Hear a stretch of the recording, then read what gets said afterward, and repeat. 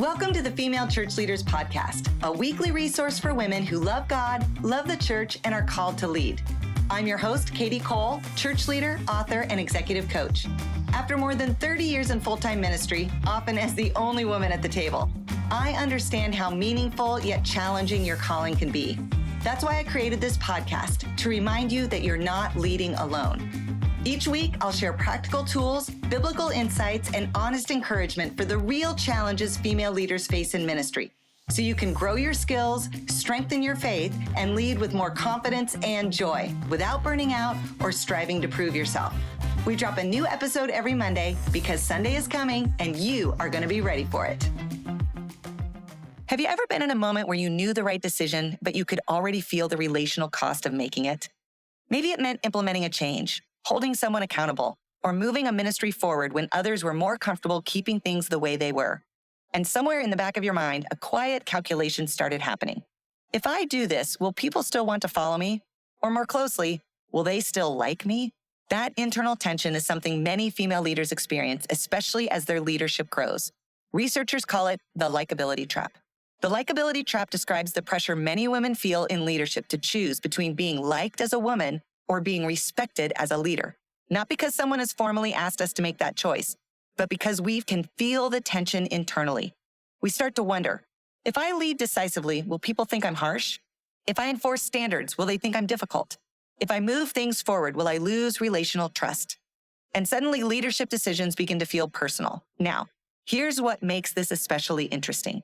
Research in organizational leadership consistently shows that men tend to experience the opposite pattern as they grow in leadership. When men begin to grow in their leadership, start making difficult decisions, setting direction, and navigating complex challenges, people often begin to respect them more. Their decisiveness signals confidence. Their focus signals competence. Their leadership signals strength. And as respect for their leadership grows, something else often grows alongside it. People frequently begin to like them more as well. They're seen as someone you want to be on your team, someone you trust to lead, someone you want to hang out with. For women, this often feels like a choice. Do I want to be respected or liked? For men, they get both at the same time. This is mostly because, culturally, women have been taught a very specific model of what a good woman looks and behaves like. She's warm, soft, welcoming, nurturing, relationally available. And those are wonderful qualities. They reflect many beautiful aspects of Christian character. But leadership responsibilities often require additional qualities as well. Clarity, authority, boundaries, accountability, decision-making. And when a woman begins operating with those leadership strengths, people often question the shift. Not because she's becoming less caring, but because she's now stewarding a different level of responsibility. And in church environments, that shift can feel especially complicated because Christian women are often discipled to be endlessly kind, endlessly supportive, endlessly available. So when leadership begins requiring firmness, clarity, difficult decisions, and disappointing people, many women suddenly feel like they're stepping outside the expectations people have for them as a good woman. That's the heart of the likability trap. And it's not that people are consciously deciding whether to respect you or like you. It's that you begin to feel like you're not allowed to be both. And that internal pressure can make leadership feel far heavier than it actually needs to be. So today, I want to talk about this dynamic, how it shows up in ministry leadership, why so many women experience it, and how we can lead faithfully without letting the fear of losing likability quietly limit our calling. Or to put it in one simple sentence, the likability trap is what happens when a leader starts shrinking their leadership in order to protect their approval. And once you understand that pressure, you can begin learning how to lead beyond it. I remember the first time I really felt this tension in my own leadership. When I was in my early 20s, I was working as a director at a university. And like many organizations, they used 360-degree feedback as part of leadership development. If you've never gone through a 360 review, it's exactly what it sounds like. Feedback from all directions. Your boss, your peers, and your team all provide anonymous input about how you're doing as a leader. It's incredibly helpful. But let me tell you, the first few times you go through it are not always easy. Now, overall, my feedback was really positive. My team was doing great. Projects were moving forward. The leaders around me were encouraged by my work. But there was one group that had consistently negative feedback for me: the secretaries. Their feedback basically said that I didn't stop and chat with them about their weekends, that it seemed like I didn't care about them personally. And I remember reading that and thinking, what? Of course I cared about them. But in my mind, I was there to work. I was focused on projects and responsibilities I had been given. Work was exciting to me. I loved what we were building together. I didn't feel the need to hang around the break room talking over coffee or joining every social moment that happened in the office. And I remember thinking, I'm not even paid to hang out. I'm not paid to socialize. I'm paid to get my job done. Now, of course, over the years, I've learned a lot about the importance of relational connections and leadership, especially in church environments where community matters deeply. But that moment opened my eyes to something important. Different people were evaluating my leadership through different expectations of likability. And even though I was leading well, my relational connection with others also mattered. I learned a lot in that season about slowing down, taking time with people to express the care I felt for them, and overall becoming more aware of my presence as a leader. It was an invaluable lesson.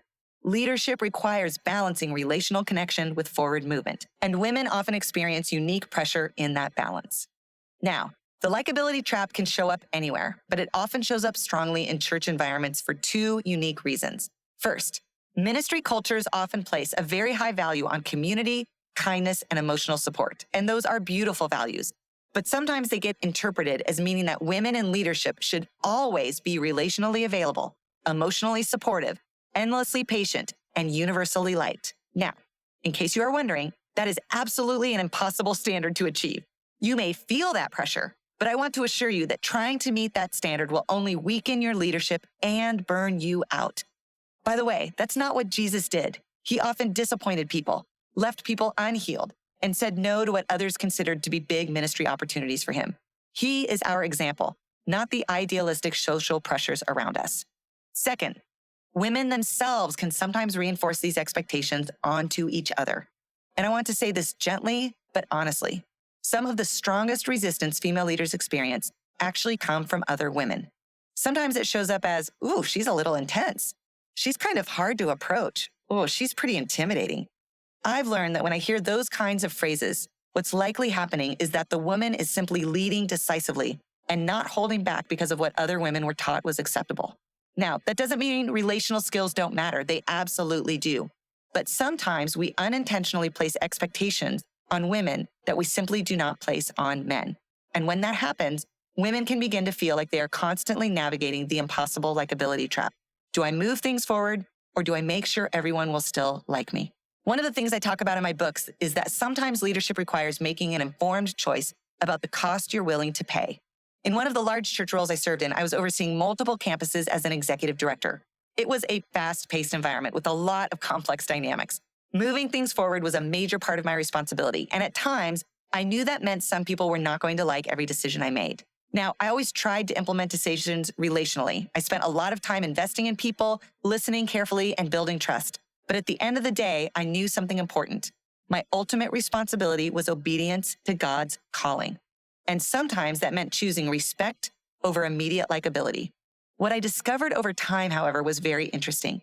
Many of the people who initially felt unsure about my leadership eventually saw the results of the work, and their respect grew.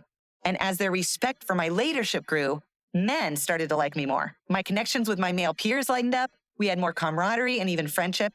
And as that happened, eventually many of the women came around too. Now, I wish I could say everyone started to love me. That is definitely not true. But as I focused on my calling and being obedient to the responsibilities I was given to steward, I did find that the right women started to show up. The ones who also led well, the ones who could relate to my situation, the ones who knew how to offer support and perspective for someone in my role. Respect often precedes lasting relational trust, especially with those closest to you. Now, every church environment is different, so you need to be wise with the reality in which you are leading. But if you feel like you are being forced to choose between being respected as a leader and being everyone's friend, choosing respect may just get you both in the long run. Now, on the flip side, not every relational challenge is the likability trap. Sometimes feedback about relational dynamics is actually helpful leadership growth. There's a difference between being trapped by unrealistic expectations and being difficult to work with. Healthy leaders pay attention to both. Here are a few questions that can help you discern the difference. If multiple people are telling you, you interrupt others frequently. You dismiss ideas quickly. You rarely acknowledge contributions. You create tension in team environments. That is not the likability trap. That's probably a relational leadership skill set that you need to work on developing, and that's okay.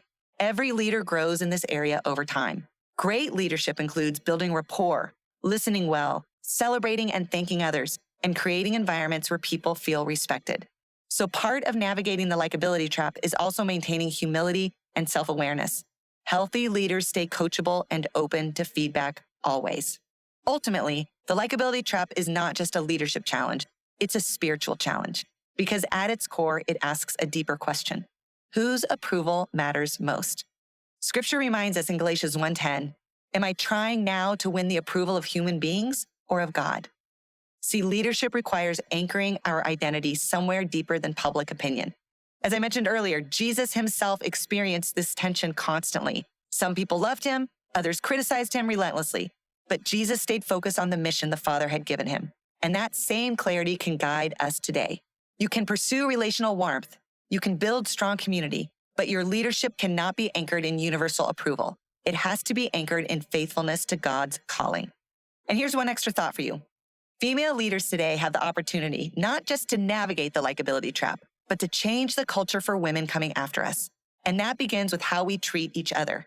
Now, let me be honest. Even after years of working on this topic, I still sometimes catch myself having critical thoughts when I see another woman stepping up into leadership. Maybe she leads differently than I would. Maybe I wonder if she really sees people. Maybe I find myself thinking, I could have done that better. But every time that happens, I try to pause and recognize that that is not the Spirit of God. That is my flesh talking. And I have to make a clear choice. Instead of criticizing, I choose to pray for her. Instead of questioning her leadership, I try to champion her success. Because the truth is, we still do not have enough women serving in high levels of local church leadership to waste energy tearing each other down.